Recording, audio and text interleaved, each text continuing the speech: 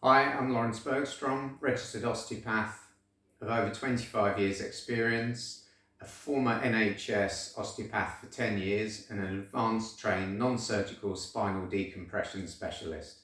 Now in this video we're going to talk about the modern phenomenon of tech neck. What is tech neck, how it manifests and what can be done to treat it. So tech neck really is the problem of using technology and being in a poor position when we're using the technology.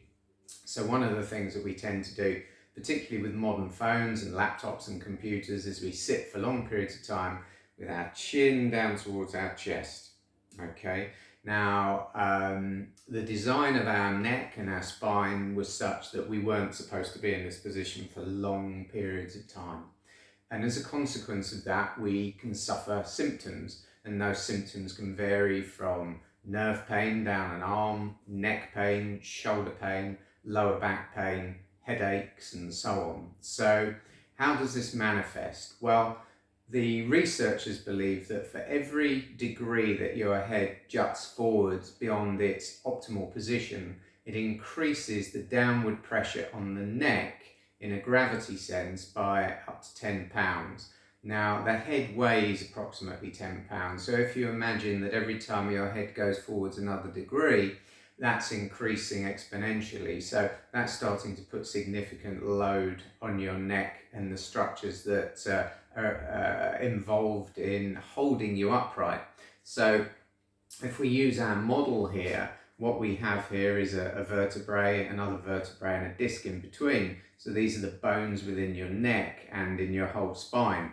So as your head starts to drop down, over time you're getting more and more and more compression on these tissues. This is causing overstrain in certain deep ligaments, it's causing compression on discs, increasing disc bulging. Now over time, when we do this, hour in, hour out, day in, day out, weeks, months and years, it leads to changes. Now in very young people, and of course we see these days children using mobile phones from 3, and they're sat in front of iPads and other technology and their phones, and they're glued to them for hours and hours and hours on end. Now it's particularly concerning for young people because these vertebrae, above and below, we have things called vertebral end plates. Until we reach skeletal maturity, which is anywhere between the ages of about 18 to 21, these end plates haven't yet fused over. So as a consequence, what that means is they're a little bit soft. So if you imagine you've got a relatively soft structure under continual compression for hours and hours and hours, it's going to alter the shape of these vertebrae.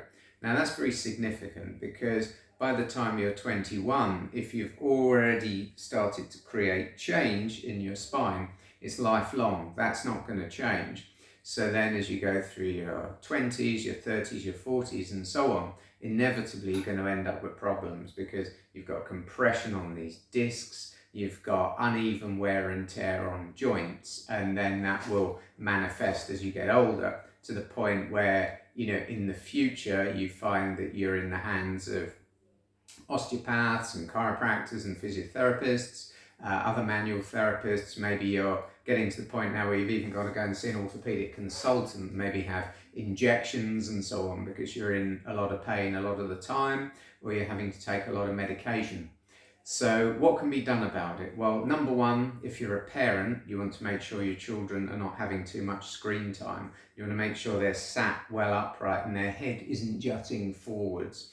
And then for all of us, whether we be up to the age of 21 and beyond, we should be taking regular breaks. So we should be getting up from the desk or getting up from the chair and moving our body. We're meant to move. We're not meant to just sit there all day long.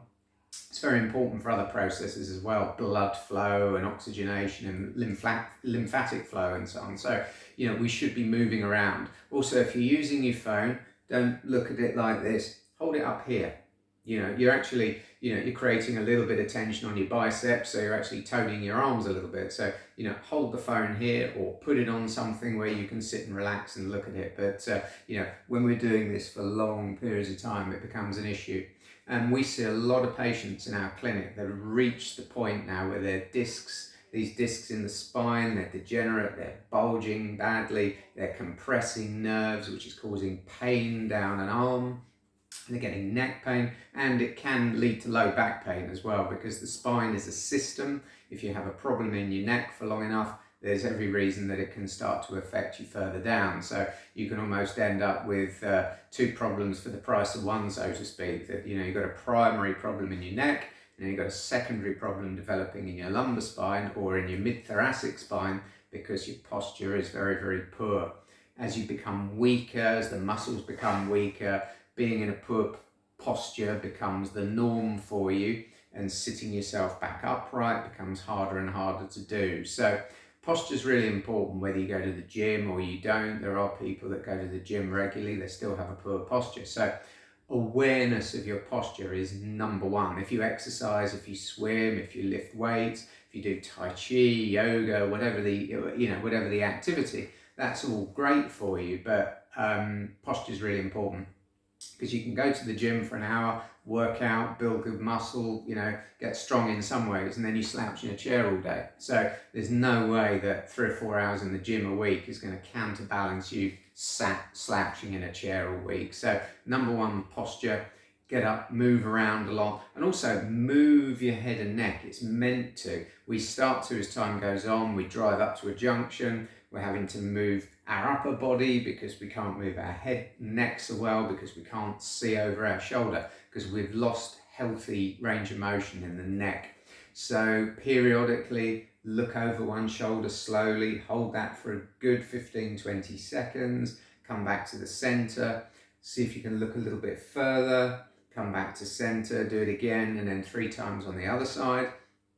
Gently, gently, gently taking your chin backwards, just very, very gently, just to stretch the tissues here a little bit as well. And just remind the neck that you should be able to do that. You can do gentle side bending stretches where you're just gently pulling the head over to one side as well, just to relieve some of the tension in the muscles here as well. Okay, so this is just a little conversation about tech neck. We see it every day in the clinic, and it can be hard to treat, because you can use manual therapy, you can use manipulations, you can use acupuncture, you can use all manner of different techniques, including decompression, non-surgical decompression techniques. All of those can be very, very useful, but they won't combat you sitting like this all day long. Okay, so imagine you've got a steel string attached to the top of your head, pulling you upright. It sounds a bit ethereal, I know, but just think about